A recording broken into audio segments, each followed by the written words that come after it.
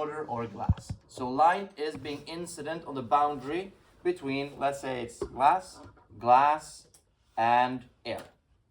So what happens here, this phenomenon takes place, is that light meets the boundary between glass and air. It's being reflected and refracted. And we see that now that the refractive angle is bigger than the reflective angle. So now I increase the incident angle. The incident angle is here. So I make it a bit bigger. Still I get reflection and refraction. But at one point I get a reflection, incident reflection, but the refractive ray is now parallel to the surface.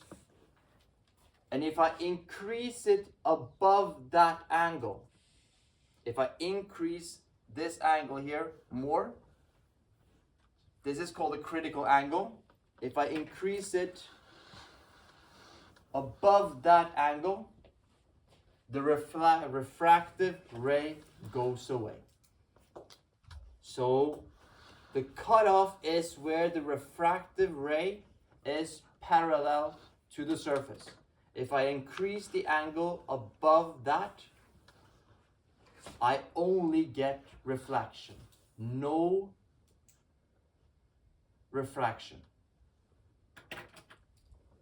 Yeah, no, Isha. If you go back, there is it both when you get the perpendicular and reflection? Yeah, so this is, here is a reflection, Okay. and here's the refraction. So it's both of them that's happening Yeah. at the critical angle. Yeah. Okay. Not only the perpendicular. No, so you get them both. I don't know if you can see it, but theoretically you get both. Okay. But if you increase the angle above that, You got just. you got just reflection. Can you go back to the one before? No, before that. So here you've increased the angle. Yeah, so I keep increasing the angle. So, but it's still. So that's just to demonstrate that if the angle is less than the critical angle, then I get reflection and I get Okay. refraction. But it's still more than the first one. Yeah, still more than, yeah, so the angles of, Yeah. yeah. Okay. But if I increase it up to a point, I'm gonna get that cutoff The critical. where I have a critical angle, where the refractive angle is 90 degrees. This angle here is 90 degrees. So the reason why I show this is because it might come in a situation where they want you to derive the equation for the critical angle. So how to find the critical angle? I'm going to do it on the whiteboard because that kind of slows down the pace of me teaching. How to find the critical angle. It's in the presentation.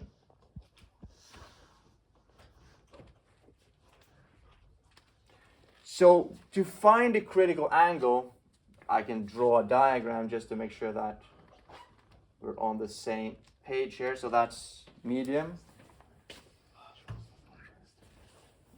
And always draw the normal to the surface. What if I get creative and I show a surface that is not horizontal? I have an angle here coming in. I call this here, this is the critical angle. That's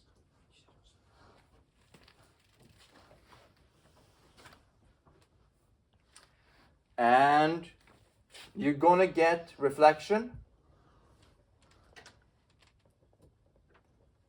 and the cutoff between refraction happening and not refraction happening is this, where the refractive ray is parallel to the surface. So that means that this angle here is 90 degrees.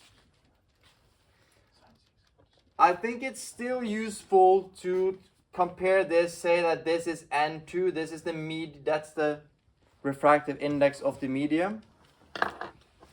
N1 is very often the refractive index of air. It doesn't have to be, but very often it is. So we want to find a formula for this critical angle. And to do that, we just apply Snell's law. We just have to be a bit careful on how to do that.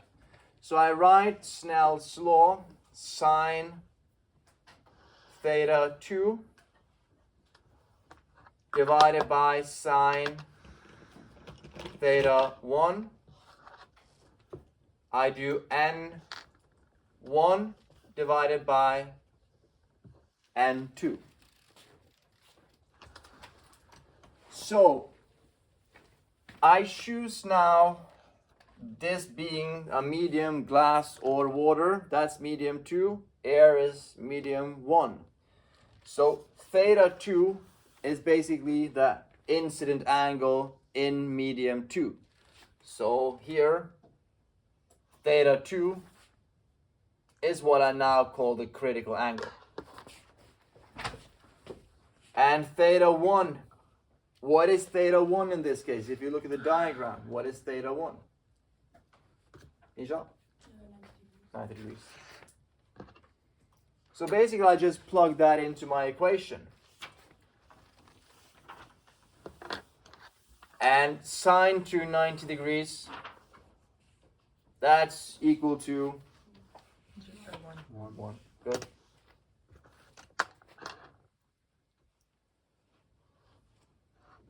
So that's sine theta to the critical angle divided by just 1. So I don't have to write divided by sine theta 1. That's just 1. You can't write divided by 1. So that means that we have a formula for it. We have sine. Okay. That is the formula for the critical angle.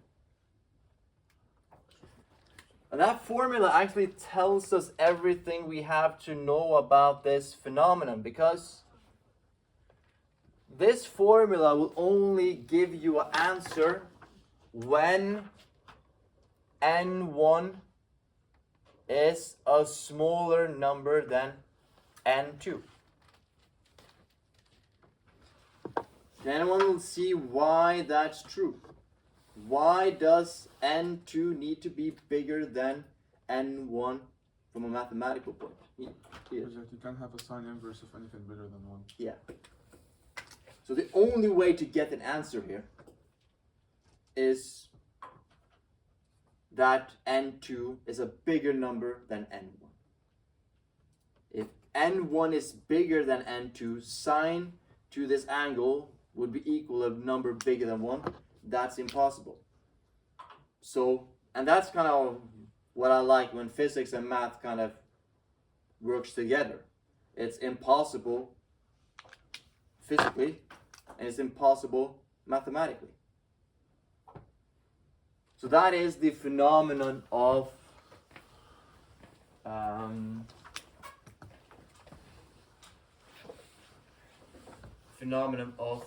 total internal reflection.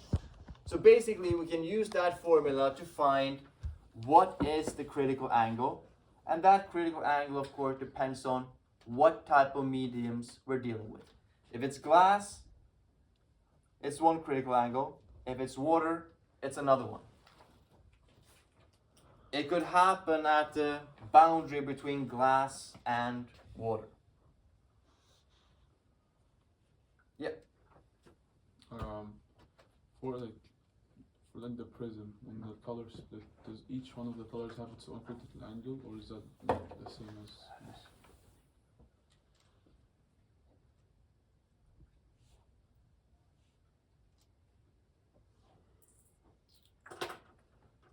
don't they refract on the surface?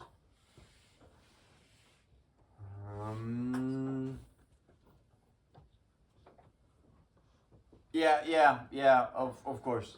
Yeah. Yeah, we don't talk about it, but of course we do a simplified version. It's a pretty good point, but of course the refractive indexes they are wavelength dependent. Okay. So when you go in to learn about this topic at university, these refractive indexes that we're dealing with, even though we have it included in our formulas, when they talk about, oh, the refractive index is this for that medium and this that medium, they're close to each other, but they are wavelength dependent. Otherwise, splitting the colors wouldn't work. When you do this Pink Floyd album, that only can happen. You know what I'm referring to with the Pink Floyd album, right? Yeah, the triangle. Yeah. So that would only work if the refractive indexes was different for different wavelengths. Yeah. But we're not going to deal with that.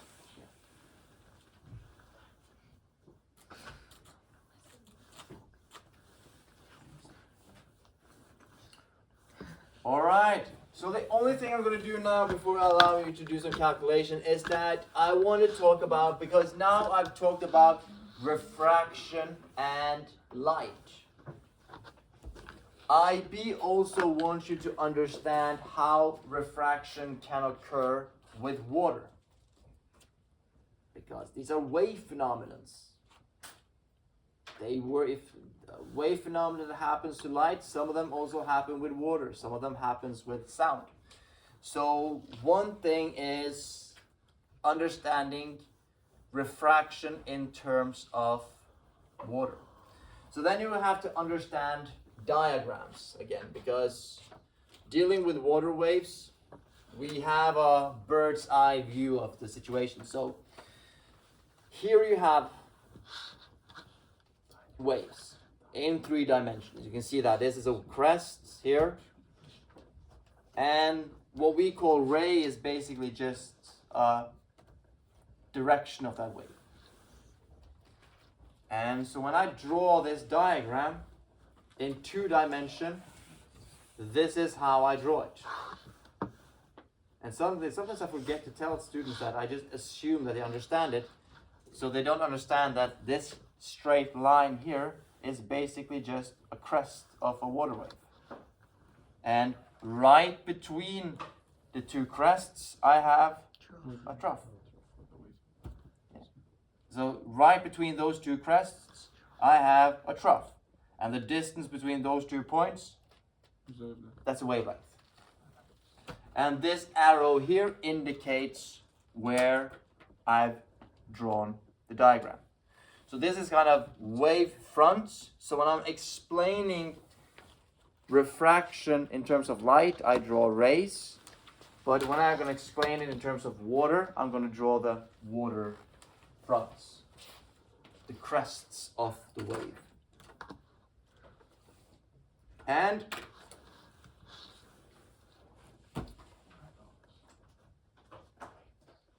so that's just understanding the representation of how things will be presented on an exam.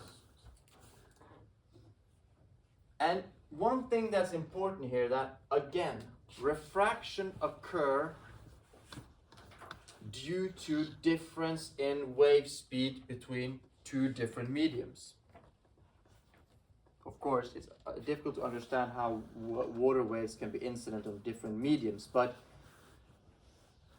water waves, the wave speed of water is determined by the depth of sea. So it's important that we understand that water waves travel slower in shallow water than in deep water. Why? That has to do with friction. That's due to friction. How is it more friction? So the water waves are then closer to the bottom. There's not much movement. Is that what it is? Yeah, that just means that the water waves are kind of traveling in. it's kind of a big complex explanation of water waves, but it's just that shallow water, then the waves feel the ground more than it does in deep water. When it's closer to the ground. Yeah. Okay. Yeah. But I still don't understand why. Yeah. I can, if I have time, I can. It has to do with. Oh, yeah, I get it. Water waves. My description of water waves are not. I just explained that water waves was basically just a column of water oscillating up and down. But in fact, that water in a water wave is traveling, is moving kind of in circles. It kind of travels in circles, right? And those circles kind of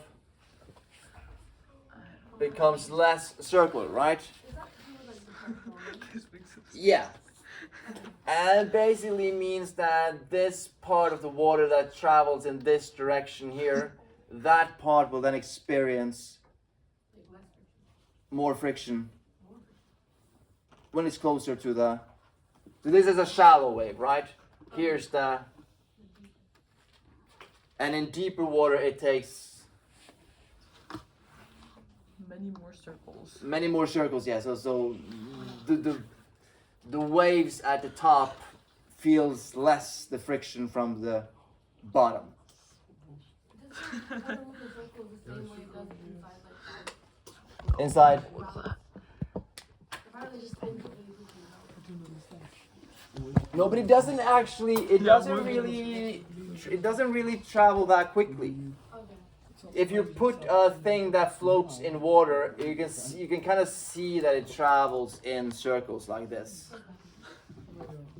I mean, I get it, but But you don't have to. You just basically have to accept that alright. We accept. waves in shallow water travels slower than in deep water. Oh, Yeah, You said something, you were like refraction occurs because of different wavelengths or something. different wave speeds. Waves, and then you explained like water waves, the speed is this.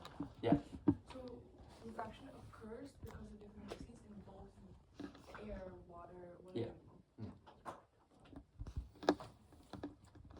I'm just gonna show you this one, and then I will take. And here's kind of the explanation that kind of happens, because let's say that we have a beach here, and then we have a wave being incident on that beach, not at a 90, not straightforward, right? But it comes in with an angle. And beaches, they work like.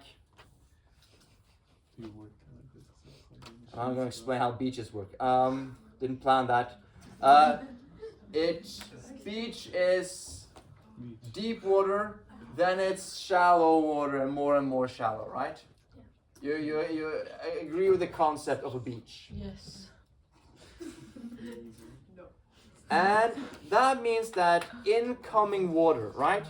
So here, let's say that here's deep water, here's shallow water, right?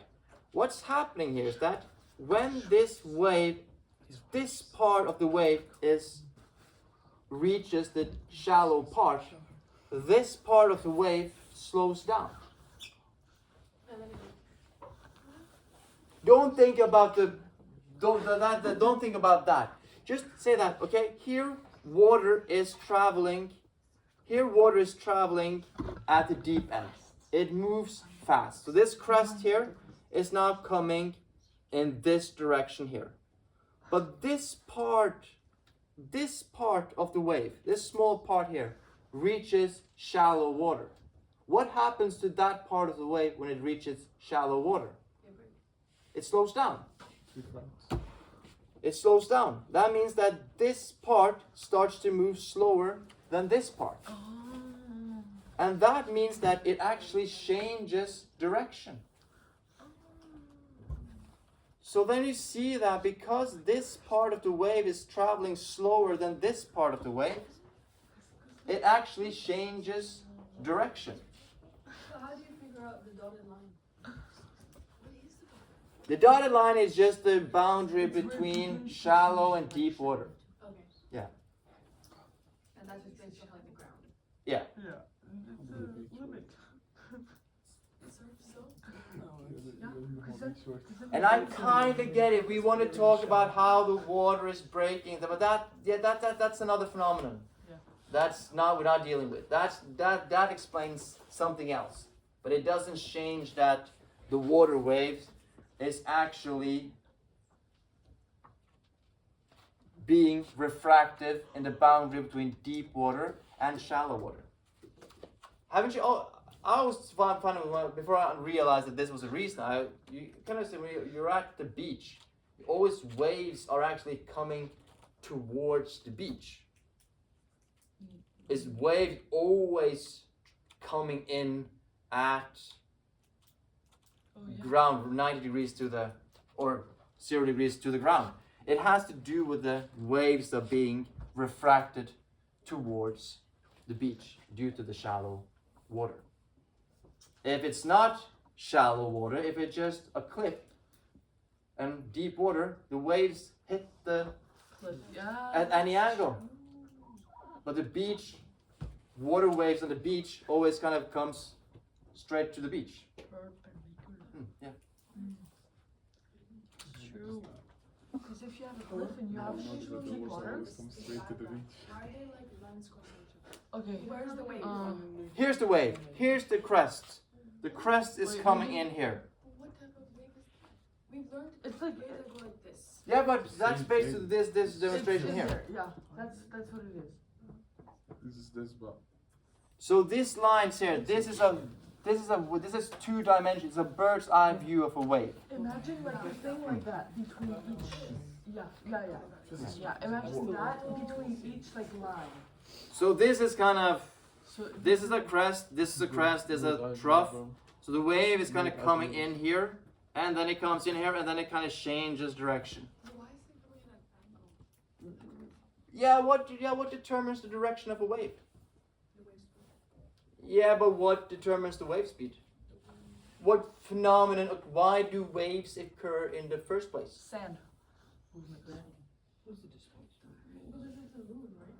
Oh, Why? electrons. It's like electrons. Yeah, Yeah, Is that what you said? My dad. no, it's pulled by gravity. They're on the middle somewhere, and it goes like this. Why do we have waves? That's what my dad told me.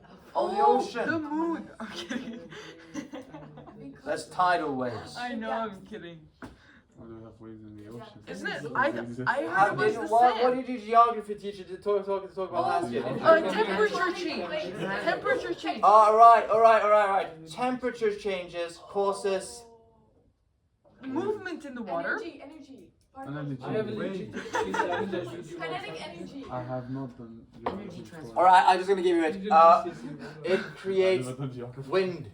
That's I what said you didn't say wind. She did say wind. She did Okay, right. I'm sorry. Wind. Wind causes. Wind creates waves, and wind can then blow in many different directions.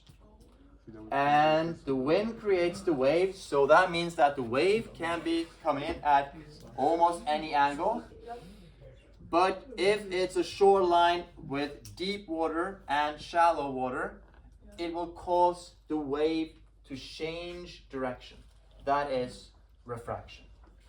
so there are two waves that do that. The red is the direction of The red is just the direction. So there's only one wave. The blue Yeah? one. The blue one says this is coming in right here. Right now it's traveling this direction here. But it changes direction when it enters shallow water. So the shallow water, that dotted line. Yeah, that dot represents the difference between shallow water and deep So water. is there some sort of like land?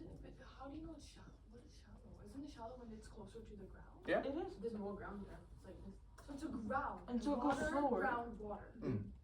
And it It goes was slower. rough. And since it goes slower, then it changes direction. Because just one part of the wave goes slower, and then the whole wave goes like slower. Where's the land? Up. Here, there's land.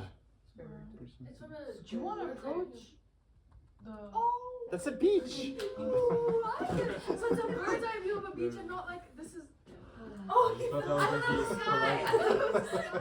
I'm not really artistic like that. But it kind of represents the problem of understanding the diagrams. How did you see it? How does the Before. moon control the This tide? guy is like, Hmm? How does the moon control the tide? The The moon controls like the tide, right? yeah. How? Oh, is that the top? Is That has to do with its gravitational forces.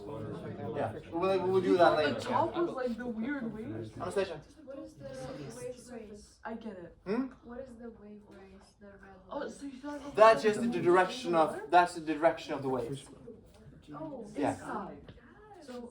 It kind of comes in this direction here, and then it shifts in this direction here. So can you show the visual side? Why would the sky be ground? Like, what kind of classification? That's my question.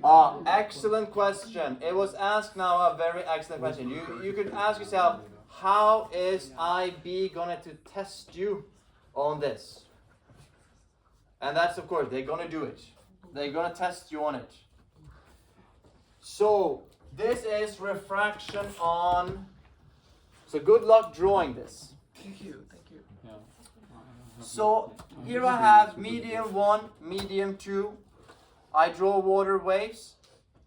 So, here's an incoming water wave.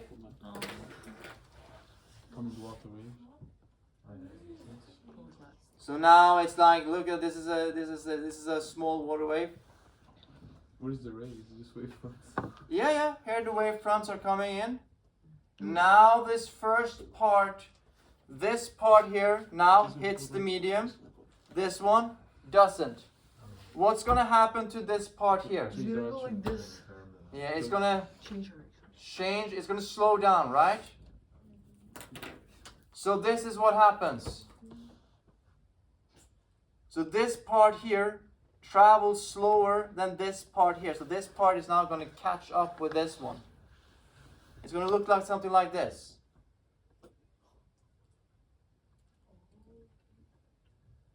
That's wild.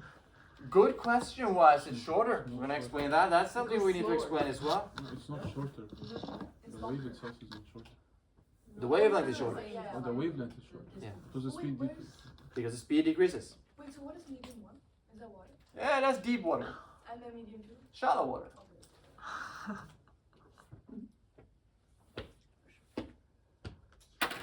And see now we can, I don't draw it how it goes into the other medium. Now we draw the wave fronts, like, right? And then we can draw the direction of it. It will look something like this. And of course, I'm not going to draw the refractive Wait, wave here because some reflection can happen. I'm not going to draw that. But then you just basically see that you get a change in angle. The reason I don't like drawing this is because you have to be specific with Yeah, that's why you have to get specific in the drawing. But Nisha asked a very good question. Why is the wavelength shorter? You said it out loud. I said that. Oh, Lamia said it. Good question, Lamia. Nisha, this is a competitive game. You have to take credit and credit. You just, it doesn't have to be deserved. You just gotta take it.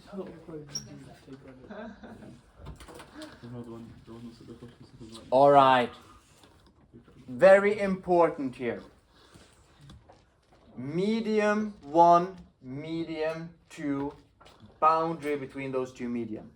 What's important to realize is what changes? Well, The medium. the medium changes, the speed changes, And the wavelength and the frequency stays the same. stays the same. Yeah. Definitely. So we have this formula here. Wave speed is equal to the wavelength times the frequency. So the wavelength is wave speed divided by, yeah, And if the wave speed decreases and the frequency remains the same, what happens to the wavelength? It has to change as well. It decreases, yeah. So this one changes from one medium to another. So it just have to, extremely important, just to remember that frequency doesn't change, but wave speed does. It has to do with the number of waves coming into the boundary has to be equal to the number of waves leaving the boundary. Otherwise, you would get a violent phenomenon. Violent phenomenon? No, I would assume. You know what I used to do when I used to draw this? I used to do like a weekend. So that is basically the end of refraction. We've shown total internal reflection, and we have seen how to draw it on water waves. And now I'm going to test you on that, because the problem set that it's already posted. Now you can do the rest of it. I do not have the fraction of sound. Hmm? Do not have the fraction of sound. Thank you. Yeah, well, that's just the calculation. They just treat it like that.